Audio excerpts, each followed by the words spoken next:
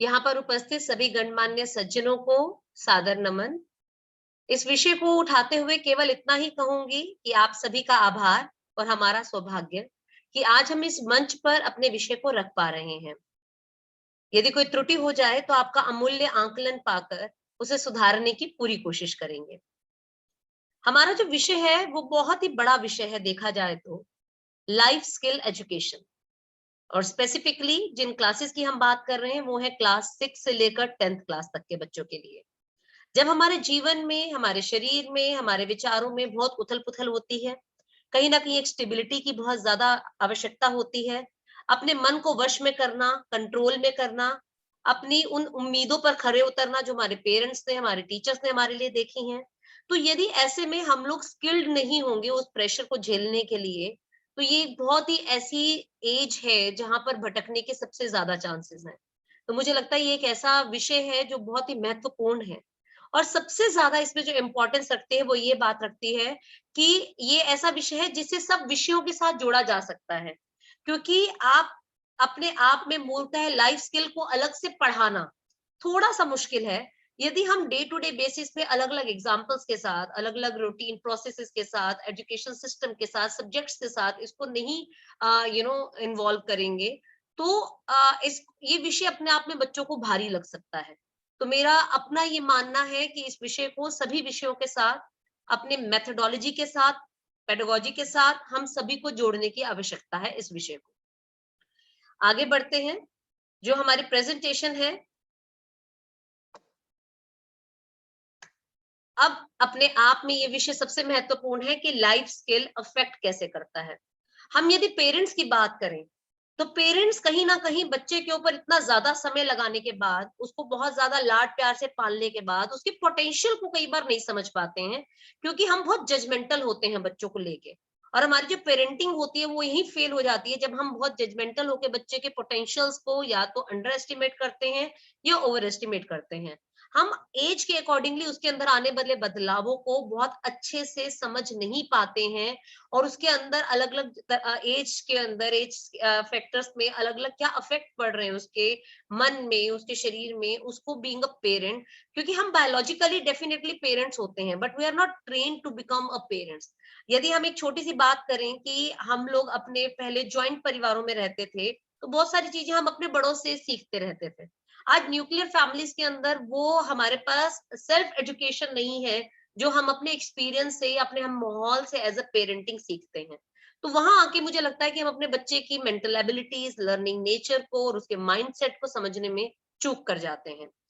दूसरी तरफ आते हैं हमारे स्कूल। आजकल के कोविड के एनवायरनमेंट में अगर हम देखें, तो स्कूल चाहकर भी इसके अंदर सक्सेस रेशियो नहीं पा पा रहे हैं, बिकॉज़ अगर हम एक बच्चे की परफॉर्मेंस की बात करें, तो उसकी यूनिक लर्निंग नीड्स होती हैं हर बच्चे की। हर एक बच्चा दूसरे बच्चे से अलग होता है। तो what works for one child may not work for others. तो ये जानना हमारे लिए बहुत महत्वपूर्ण है कि कब किस बच्चे को कैसी ज़रूरत है। और स्कूल में नंबर ऑफ स्टूडेंट्स इतने होते हैं कि कहीं-कहीं स्कूल्स में बच्चों के ऊपर इंडिविजुअल कैपेसिटी के अंदर उसके ऊपर नज़र रखना या उस तक वो बात पहुँचाना, उस विषय की गंभीरता को पहुँचाना, उस स्किल को उसके अंदर एनहांस करना कभी-कभी मुश्किल हो जाता है। और इन दोनों का जो एक पर्पस होता है लाइफ के अंदर वो होता है करियर बनाना। एक बच्चे का लाइफ के अंदर, मैं ये नहीं बात कर रही हूँ कि आप प्रोफेशनल करियर की बात करें, एक स्किल्ड करियर में भी अगर आपको, ये एक ऐसी जीवन शैली है जो जानने से आप किसी भी क्षेत्र के अंदर उन्नति करेंगे। तो अगर मोस्टली लोग जहाँ फेल हो जाते हैं उसका सबसे बड़ा कारण होता है कि हम अपने गेस वर्क के साथ बढ़ते हैं। हमारी प्रॉब्लम सॉल्विंग स्किल्स की हम बात करें, क्रिटिकल थिंकिंग की बात करें, वो उतनी एनहांस नहीं होती है कि जहां पर हम अपने स्ट्रीम का सिलेक्शन, करियर का सिलेक्शन या डिसीजंस को इम्पैक्ट करते हुए जब हम अपने जीवन में निर्णय लेते हैं तो हमारी एंटायर जर्नी ऑफ लाइफ उससे हर्डल होती है। ये एक बहुत ही गंभीर विषय है जिसको मुझे लगता है कि हमें फोकस करना ज्यादा जरूरी है। एक core objective of childhood education क्या रहता है? अगर हम पूरी दुनिया की भी बात करें, तो पेरेंट्स के लिए रहता है कि एक बच्चे का ब्राइट फ्यूचर हो, सिक्योर फ्यूचर हो उसके बच्चे का, और उसके पोटेंशियल को वो अनलॉक करता जाए और वो कहीं न कहीं हाइली सक्सेसफुल लाइफ जिए। यही हर पेरेंट की आशा और अभिलाषा होती है। सिमिलरली अगर हम स्कूल की बात करें तो वो चाहते हैं कि उनके यहाँ से टॉप परफॉर्मर्स निकले, ऐसे स्टूडेंट्स निकले जो सुपीरियर इन लर्निंग एबिलिटीज हो, उनके एक सोचने की क्षमता, विजडम, अडेप्टेबिलिटी, स्ट्रॉन्ग कैरेक्टर, ऐसा हम निकालें, ऐसा बच्चा हमारे विद्यालय से निकले जिसके अंदर ये सारी खूबियां हों।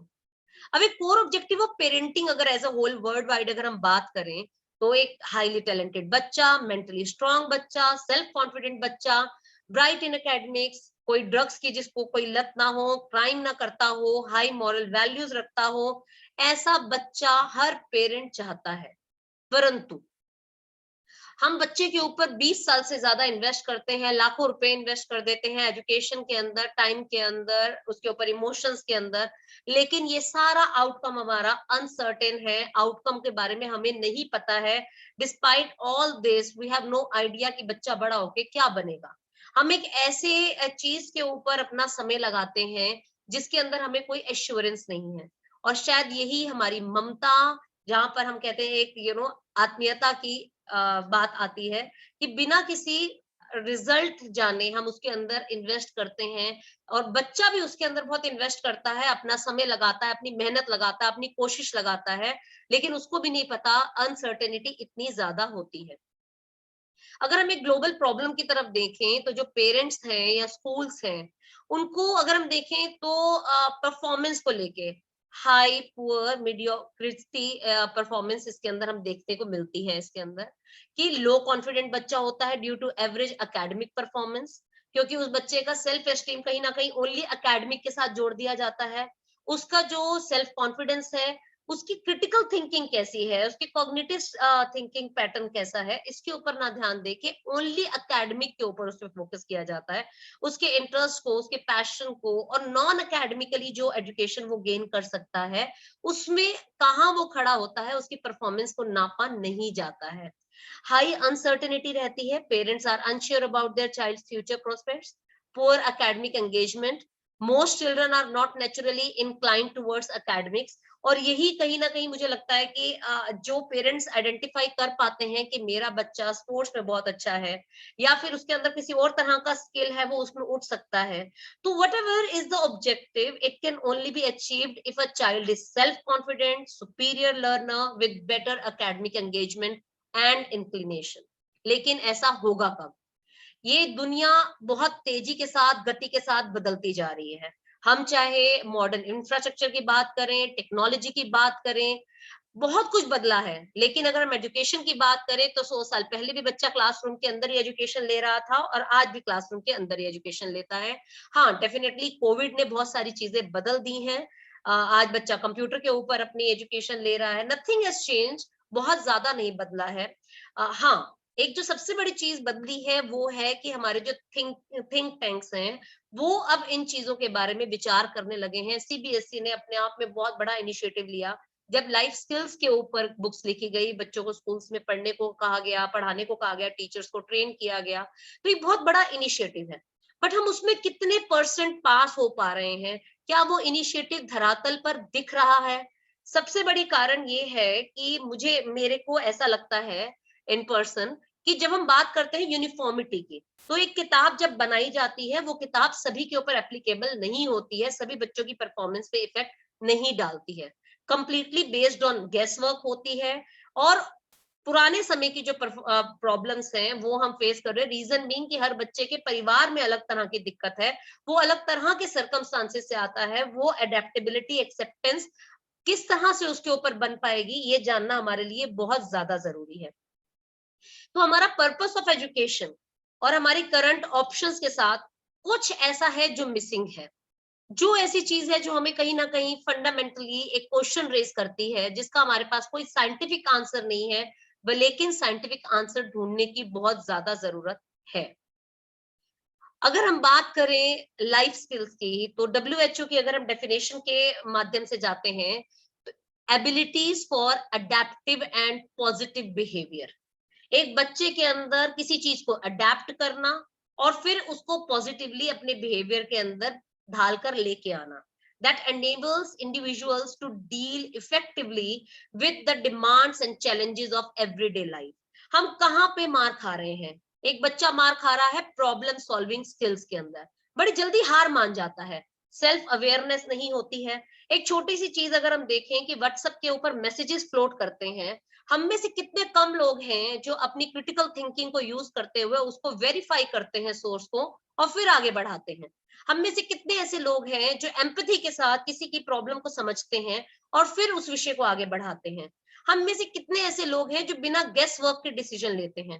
मैं अगर अपने करियर काउंसलिंग की ही बात करूं तो कितने सारे बच्चे मेरे पास 12th के बाद अप्रोच करते हैं और जो बताते हैं कि उन्होंने जब स्ट्रीम सिलेक्शन किया तो उसमें बहुत हद तक गेस वर्क था।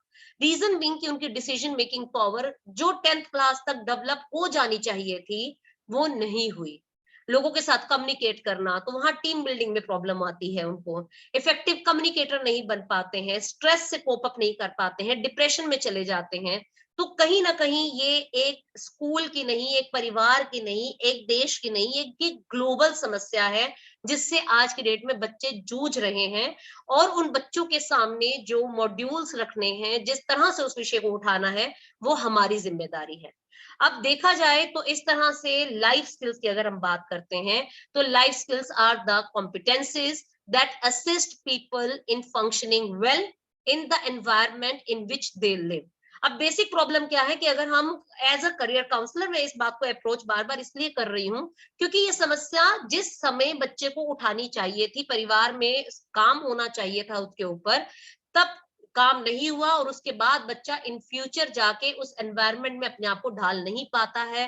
फिर चाहे वो बच्चे का शहर बदलना हो, स्कूल बदलना हो, कोर्स करिकुलम बदलना हो, इस तरह की समस्याएं, छोटी छोटी समस्याएं, ये बड़ी समस्याएं नहीं होती हैं, लेकिन क्योंकि बच्चे का डिसीजन मेकिंग पावर, उसका स्ट्रेस के साथ डील करना नहीं एनहेंस हुआ होता है, इसलिए वो समस्या उसे बड़ी लगने लग जाती है।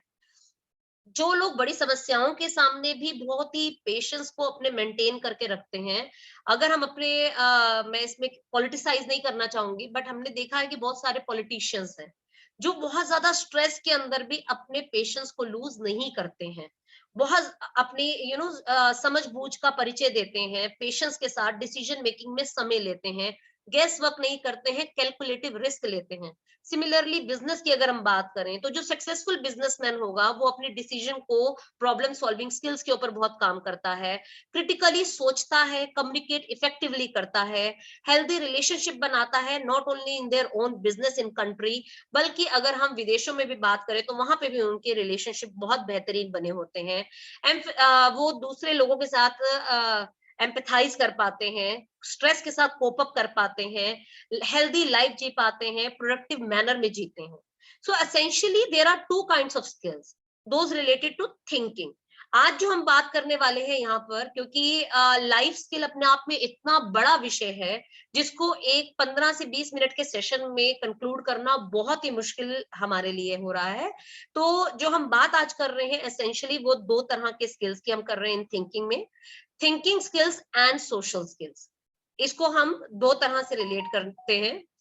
अगर देखा जाए तो मूलतः 10 तरह के लाइफ स्किल्स होते हैं जिसको हमने तीन अलग अलग कैटेगरीज में डिवाइड किया है, social skills, thinking skills and emotional skills. अगर हम बात करें, हर उम्र के बच्चे के सामने अलग अलग तरह के चैलेंजेस होते हैं। अव्वल तो 6 से लेकर 10th तक का बच्चा एक अलग तरह के मॉड्यूलेशन टाइम से निकल रहा है, बहुत तरह के उसके अंदर बदलाव हो रहे हैं। वो एक ऐसे टीन एज के अंदर एंटर कर रहा है जहां पे समस्याएं उसके लिए अपने आप को समझना, दुनिया को समझना, क्यों मेरे सामने मेरे पेरेंट्स की एक्सपेक्टेशन ऐसी हैं, वो चीजें उलझी रहती हैं। तो हर एज ग्रुप को कहीं ना कहीं मुझे लगता है, वैसे तो ये सभी स्किल बच्चे में 6 से लेकर 10 तक में एनहांस करने की जरूरत है, but still I personally believe कि बच्चे में जो एज अप्रोप्रिएट चीजें हम ढाल सकते हैं, वो 6 से 7 के बच्चे के अंदर सोशल स्किल्स बहुत जल्दी बच्चा डेवलप कर सकता है। वंस वो एक सोशल स्किल्स अपने एनहांस कर गया, अगले 2 सालों में उसके थिंकिंग स्किल्स के ऊपर काम किया जा सकता है। और जो सबसे महत्वपूर्ण एज ग्रुप है जो 9-10 का, वहां पे इमोशनल स्किल्स की बहुत जरूरत है, क्योंकि बच्चा उस एज से निकल रहा है जहां उसको स्ट्रेस बहुत ज्यादा प्रॉब्लम करता है। इमोशंस के अंदर वो बच्चा बहुत ज्यादा एक बवंडर में फंस जाता है जहां से निकलना कभी कभी उसे एक हेल्पिंग हैंड की जरूरत होती है। तो अगर इसे कैटेगराइज किया जाए तो एज वाइज अगर हम इसे बांटे तो प्रायोरिटी बेसिस पे मुझे लगता है 6 to 7 को सोशल स्किल, और 8th एंड 9th को थिंकिंग स्किल्स, एंड 10th तक आते आते इमोशनल स्किल्स के ऊपर सबसे ज्यादा काम करने की जरूरत है। अब लाइफ स्किल ट्रेनिंग की आवश्यकता ही क्यों पड़ी, जो हम यहाँ पर आज कर रहे हैं। Life skill as an approach is designed to enhance efforts to positively develop or change behavior related to healthy functioning in society. अब प्रॉब्लम ये है कि बच्चों तक वो चीज इंफॉर्मेशन अगर पहुंचाई ही नहीं जाएगी, उस तरह की ट्रेनिंग हमारे टीचर्स को नहीं होगी कि किस तरह से उस बच्चे को हैंडल करना है, तो वो आगे कड़ी जुड़ेगी नहीं। जो हम पहले बात कर रहे थे कि देयर इज समथिंग मिसिंग, वो मिसिंग शायद ये है कि जब हमें टीचर ट्रेनिंग का काम किया जाता है, तो हम बीइंग अ टीचर भी कहीं ना कहीं फंस जाते हैं करिकुलम के अंदर। हमारा भी एक फोकस ये हो जाता है सिलेबस को हमने कंप्लीट करना है। और ये मैं केवल एक पर्टिकुलर विद्यालय की बात नहीं कर रही हूँ, ओवरऑल हमारा जो एजुकेशन सिस्टम है, इसके अंदर मैं स्पेसिफिकली यहाँ पे तारीफ करना चाहूंगी हमारे विद्यालयों की, जहाँ पे टीचर्स का मेन फोकस ना सिर्फ बच्चे का एकेडमिक एनहेंसमेंट होता है, बल्कि उसकी skill enhancement in terms of life skills. क्योंकि दो तरह की स्किल्स हमें देखने को मिलते हैं, hard skills and soft skills. अब जो हार्ड स्किल्स होते हैं वो एकेडमिकली, वो तो हमारे टीचर्स उसको एनहांस करते ही हैं। बट सॉफ्ट स्किल्स के अंदर जहां हम लाइफ स्किल्स की बात करते हैं, जहां हम अपनी पर्सनालिटी की, स्ट्रेस से डील करना और इन सब चीजों की बात करते हैं, वहां पर बेहतरीन से बेहतरीन एकेडमिकली साउंड बच्चा भी फेल होते मैं अपनी आंखों से देखती हूँ, टीचर्स ने देखा है। और मुझे लगता है हम सभी टीचर्स, जिन टीचर्स के साथ हम आगे कोऑर्डिनेट भी करने वाले हैं, किसी भी टीचर को इन सभी जानकारियों का अभाव नहीं है। एवरीवन इज वेल वर्स्ड कि हो क्या रहा है, लेकिन समस्या है थोड़ा सा जगाने की, थोड़ा सा उन चीजों को पॉलिश करने की। जरूरत केवल इतनी है कि हम ये भी समझने की कोशिश करें, जिन अध्यापकों तक हम पहुंचना चाह रहे हैं, कि आपकी जानकारी आप तक रहेगी तो वो इनफ नहीं है। वो जानकारी नेक्स्ट लेवल, एक जो ग्राउंड तक पहुंचना बहुत जरूरी है, उस बच्चे तक पहुंचना बहुत जरूरी है, ग्राउंड जीरो जिसे हम बोलते हैं। तो जब हम एक अप्रोच की बात करते हैं, ये अपने आप में जो दो चीजें अलग करती हैं लाइफ स्किल अप्रोच को, बैलेंस क्या बनाता है, नॉलेज और इंफॉर्मेशन बनाता है, एटीट्यूड एंड वैल्यूज होती हैं, skills as the most effective method of developing और चेंजिंग बिहेवियर्स। ये समझना हमारे लिए बहुत ज्यादा जरूरी है।